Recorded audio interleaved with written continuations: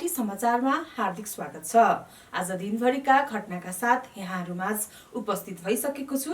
सुरु गरौँ आज दिनभरिका समाचारका शीर्षकहरूबाट। ईश्वर अध्यक्षमा पराजित, केन्द्रीय सदस्य निर्वाचित। रासपामा प्रत्यक्ष उम्मेद्वार बन्न चाहनेले समानुपातिकबाट नाम फिर्ता लिन सक्ने। गत निर्वाचनमा स्वतन्त्र उम्मेदवारी दिएकासँग समन्वय गर्न रासपाले गठन गर्यो कार्यदल। रासपाबाट समानुपातिक उम्मेद्वार हुन 325 जनाको आवेदन। पुस 5 गते आवेदकसँग छलफल। कांग्रेसलाई घाउ लागे पनि राष्ट्रलाई घाउ लाग्न दिनु हुँदैन, गगन थापा। एमाले फर्केकी रामकुमारी झाँक्री केन्द्रीय सदस्य निर्वाचित। रवि लामिछानेलाई थुनामुक्त गर्न अदालतको आदेश। एमाले 11औं महाधिवेशन निर्वाचितले लिनुभयो शपथ। नेपाल एक चीन नीतिप्रति प्रतिबद्ध छ, सञ्चार मन्त्री खरेल। 3 महिनामा 10%ले राजस्व वृद्धि भएको छ, अर्थमन्त्री खनाल। उच्च मनोबलका साथ लगानी बढाउन व्यवसायलाई गभर्नर पौडेलको आग्रह। जेएनजी आन्दोलन जाँचबुझ आयोगको म्याद 1 महिना थपियो। हस्त आजको समाचार यति नै।